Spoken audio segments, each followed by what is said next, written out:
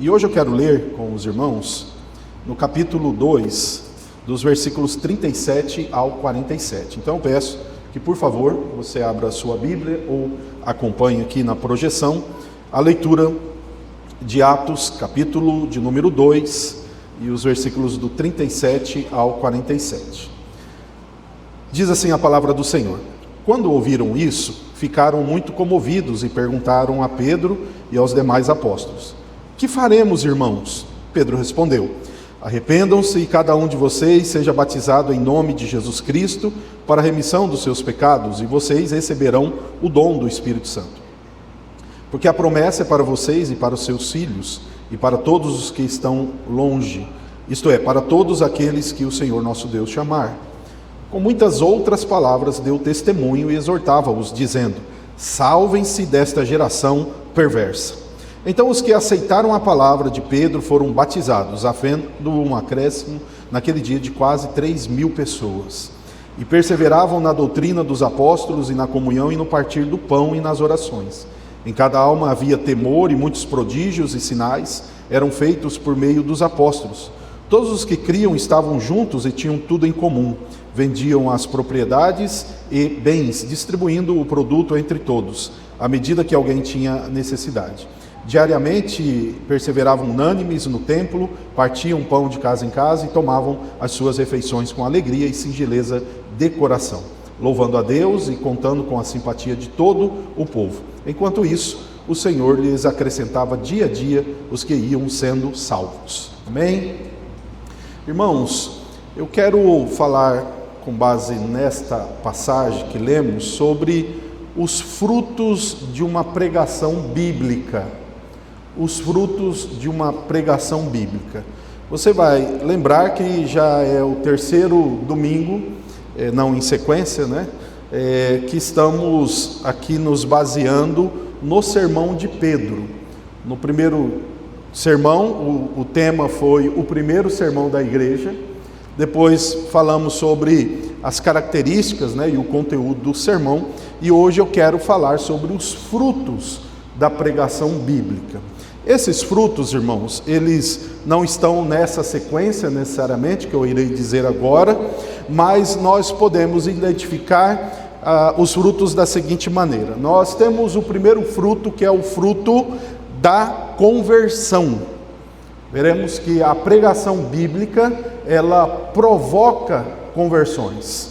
Depois, distribuído nesses textos também, notamos o fruto do compromisso. Notaremos que a pregação bíblica, ela força a um compromisso. Em terceiro lugar, nós notaremos que a pregação bíblica produz comunhão, convivência, unidade. Veremos isso. E por fim, como é bem salientado aqui no texto, a pregação bíblica, ela produz um crescimento. E crescimento genuíno. Irmãos, no primeiro fruto, a pregação bíblica, ela produz conversão. E nós podemos apontar como evidência da conversão provocada pela pregação bíblica, o fato de que os que ouviram Pedro perguntaram para ele: o que faremos? Isso aqui é a reação de quem se converte. Não é assim quando nós estamos discipulando, falando do evangelho para uma pessoa e a pessoa compreende o seu erro, compreende a sua desobediência, ela vai dizer: o que eu faço agora então? Nós podemos então observar e entender que a pregação bíblica, o objetivo dela é converter pessoas, é provocar reações, é estimular decisões. O próprio catecismo de Westminster, ele apresenta dessa forma, que o dever daquele que prega é tentar salvar aqueles que escutam. Mas calma aí, que evidentemente o que estamos dizendo aqui é que o pregador deve ser instrumento de Deus para isso, não a fonte da conversão, não a fonte da salvação, nada disso. Mas o objetivo do pregador é esse, e o objetivo da pregação bíblica é essa: provocar uma decisão. As pessoas que ouvem a pregação, elas não podem ficar acomodadas, e esses que ouviram Pedro dizer a eles: vocês mataram Cristo, eles então respondem: o que vamos fazer? Então, no primeiro fruto de uma pregação bíblica, notamos nesse primeiro aspecto que eles têm uma reação e eles perguntam. Mas ainda dentro deste fruto, nós notamos outra coisa. A pregação bíblica produz conversão, porque as pessoas vão reagir, e essa reação deve ter também arrependimento. Note que o fruto da pregação bíblica, ao produzir pela graça e pelo poder de Deus conversão, o que vem em seguida aqui no texto é o arrependimento. As pessoas devem ser lembradas de que elas desagradam a Deus pelos seus pecados. Acontece que muitas pessoas hoje estão vindo para a igreja porque as coisas na vida dela estão dando errado.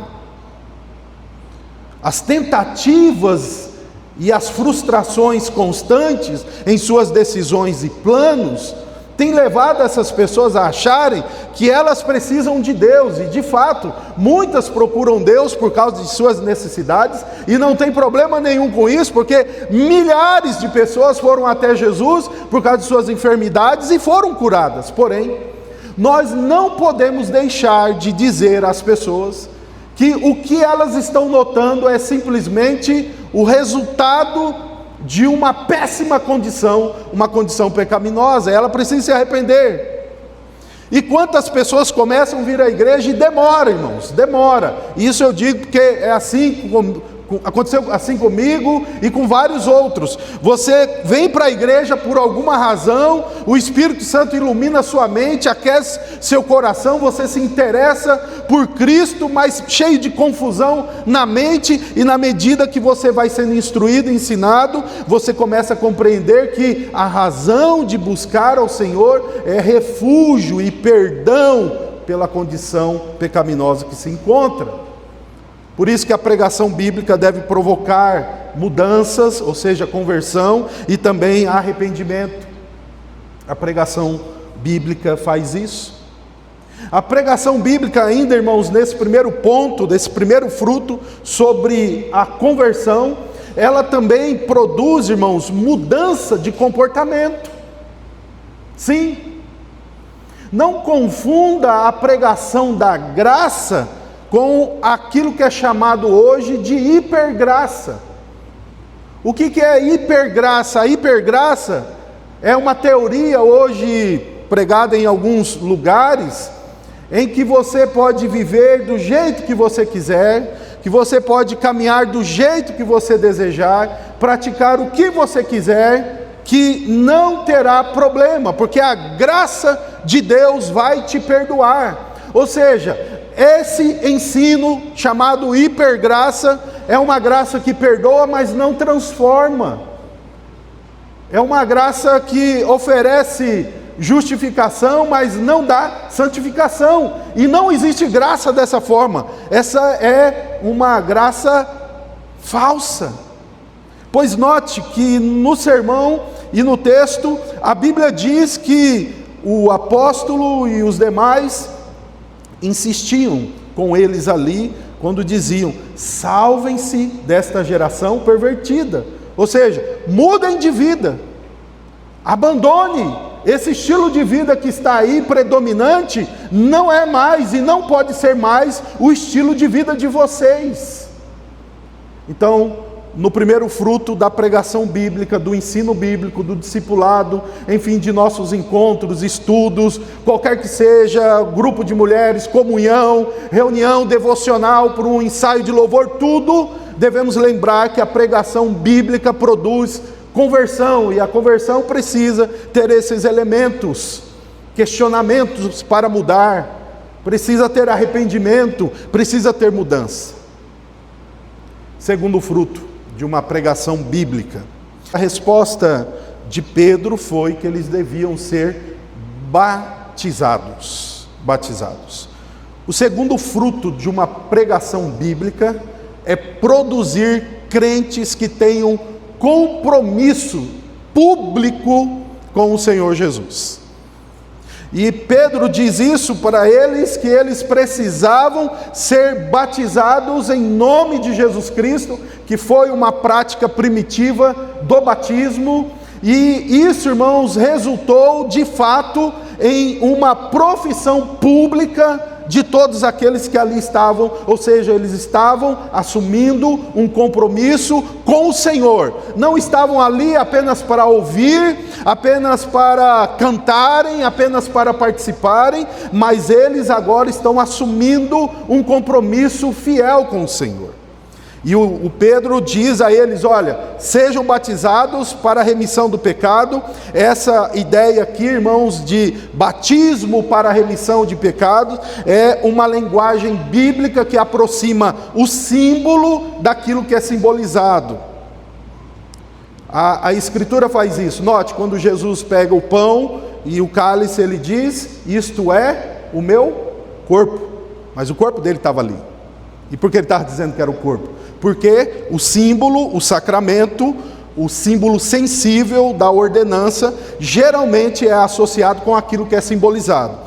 Já que o batismo simboliza a entrada desse povo para a comunidade da aliança, Pedro então diz que o batismo em nome de Jesus seria para remissão de pecados, ou seja, ele está aproximando o sacramento do batismo àquilo que o batismo representa. Portanto, eles estão ali recebendo de Deus um sinal externo daquilo que Deus estava fazendo com eles, e o convite de Pedro era: ó, venham todos, vocês e seus filhos. Então nós temos aqui um cumprimento, um compromisso, melhor dizendo, um compromisso público. E, irmãos, a palavra vai dizer que vários foram batizados, e eles, irmãos, ainda revelam o compromisso em uma outra área da vida. Depois de aceitar o batismo, serem batizados, abra uma nota de rodapé, irmãos, há um debate muito longo sobre como foi realizado esse batismo, já que o texto diz de 3.000 almas, e se lembrarmos que eles estavam no dia de Pentecoste, onde havia multidões de judeus prosélitos em Jerusalém, e eles usavam ali água para os rituais judaicos, e como é que uma religião nova, o cristianismo, poderia então conseguir água para todas aquelas pessoas?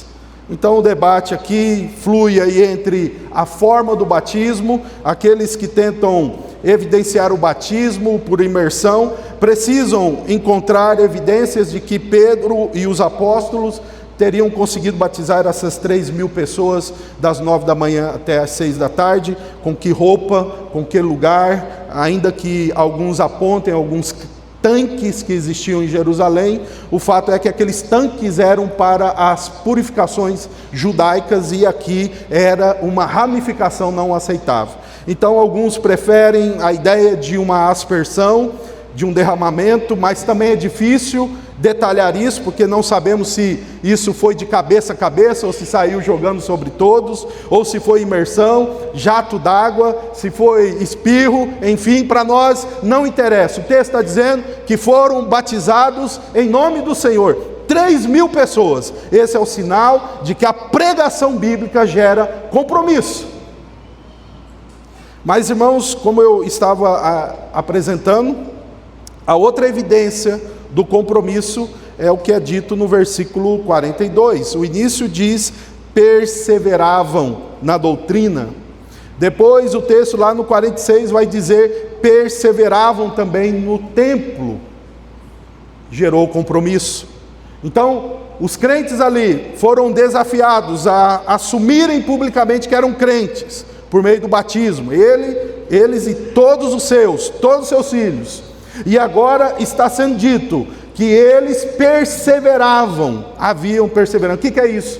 A pessoa só persevera em algo se ela tem compromisso. Sem compromisso não tem perseverança. E aqui, irmãos, aprendemos que precisamos perseverar. Há crentes inconstantes, há crentes instáveis, há crentes que ora estão caminhando em um ritmo de espiritualidade, de evidências de liderança, de maturidade, de frutos, mas daqui a pouco chega um tempo elas descem.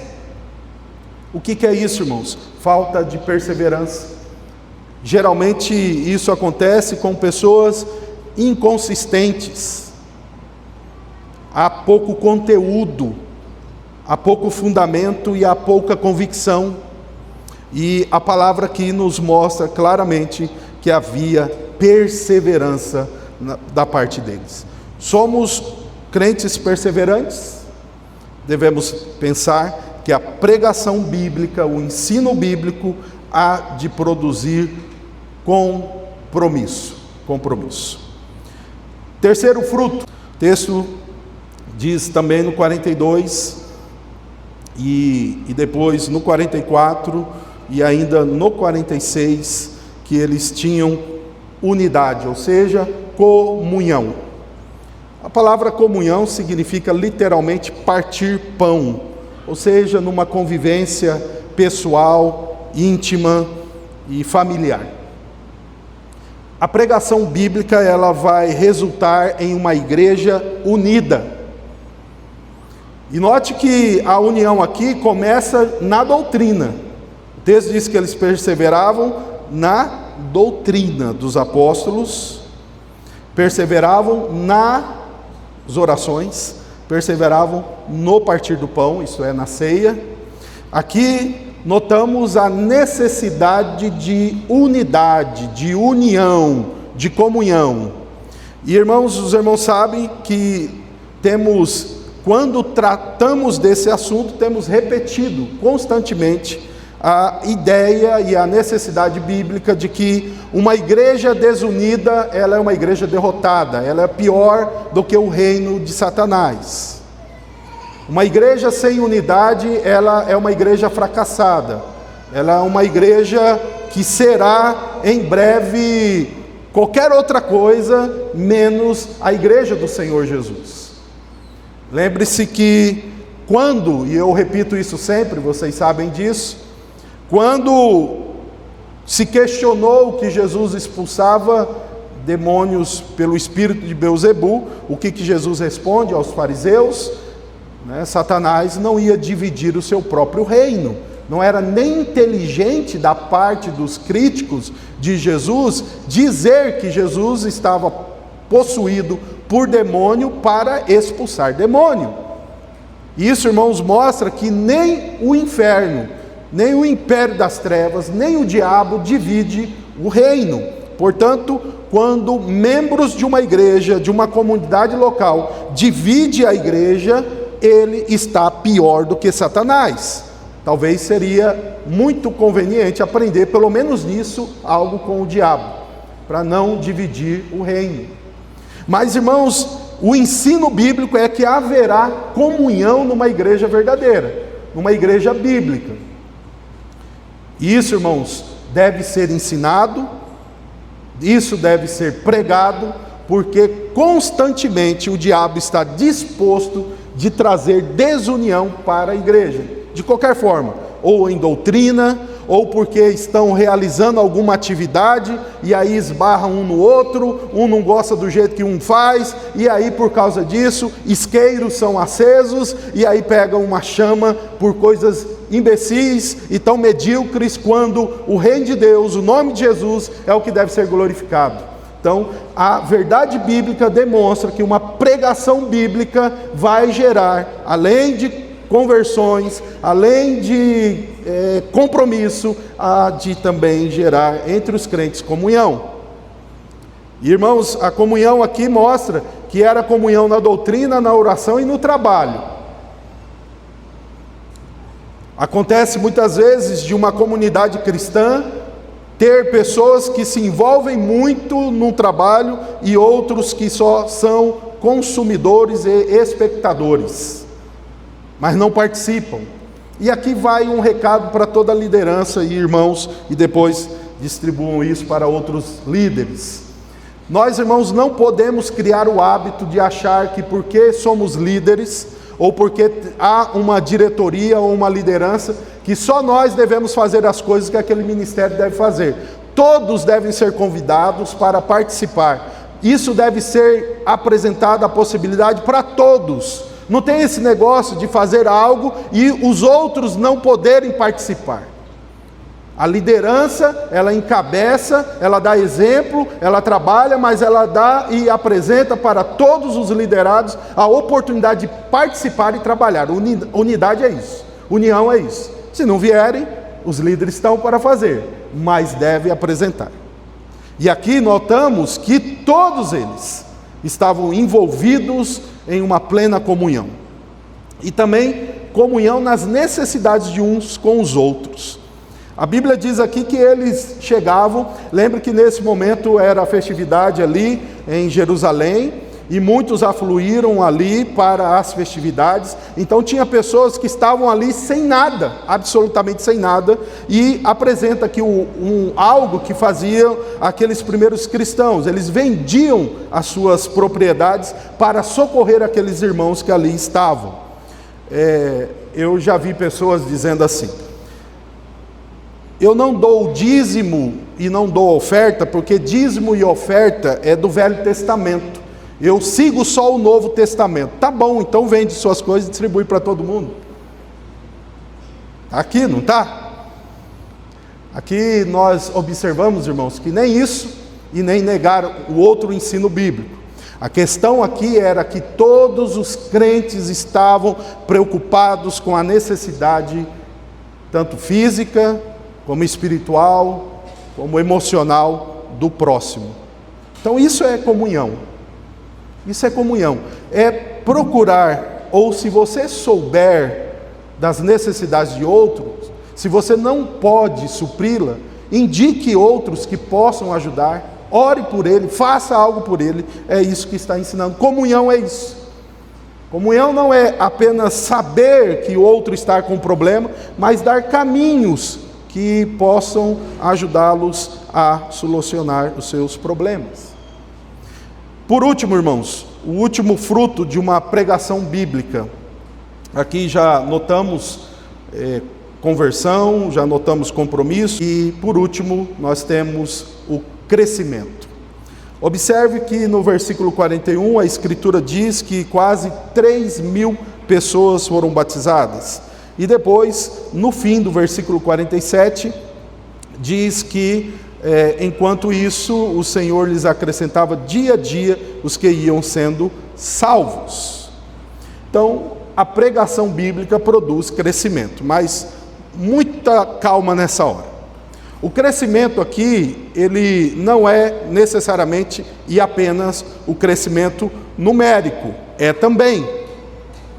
Mas se você pegar toda a Bíblia, ler toda a Escritura e notar ministério de homens fiéis como Noé, de homens fiéis como Jeremias, como o próprio Ezequiel, você notará que muitos não ouviram a pregação desses fiéis, ao passo que aqui temos milhares ouvindo, e o próprio Jonas, que pregou a mensagem de Deus sem nenhum interesse que os seus ouvintes se convertessem, e converteu ali uma cidade inteira. Então o que podemos dizer? Irmãos, uma pregação bíblica, ela não necessariamente irá gerar crescimento, mas todo crescimento tem que vir de uma pregação bíblica, ok?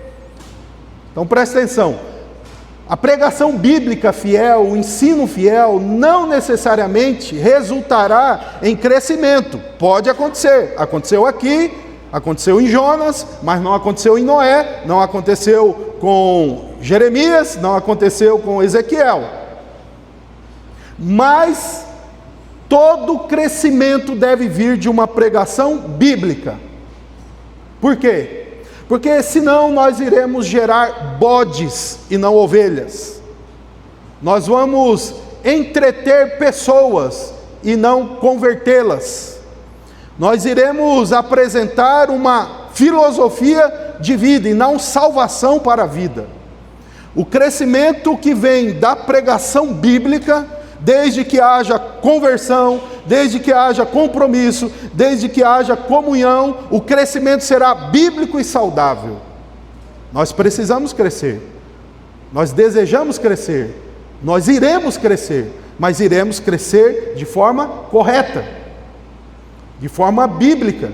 O Senhor pode usar a pregação bíblica e trazer e atrair os seus, como diz o texto, enquanto isso o Senhor acrescentava dia a dia os que iam sendo salvos. Mas esses precisavam ouvir sobre conversão, esses precisavam ouvir sobre compromisso, sobre comunhão e de fato crescer. E agora também, o crescimento evidentemente não era só o numérico necessariamente em acrescentar novos membros, mas eles também cresciam em graça, eles cresciam em conhecimento. Observe mais uma vez que a Bíblia diz que eles perseveravam na doutrina, na oração, no templo e ainda tinha bom testemunho com os de fora, portanto, eram crentes em pleno crescimento e amadurecimento. A pregação bíblica gera isso. A pregação bíblica gera isso. Um crescimento saudável e bíblico. Irmãos, se o pastor, se os líderes não desejam o crescimento, tem algo errado, irmãos. Tem algo errado. Mesmo que não haja o crescimento, mas se não houver oração, se não houver disposição, trabalho, se não houver essa expectativa, tem alguma coisa errada com a vida deste crente.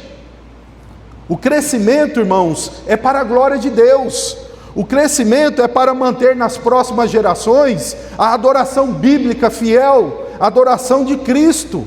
O crescimento, irmãos, deve ser algo que deve estar na mente dos líderes, na mente da igreja, porque o Senhor Jesus mandou pregar o Evangelho em todo o mundo, porque Jesus quer o crescimento da sua igreja.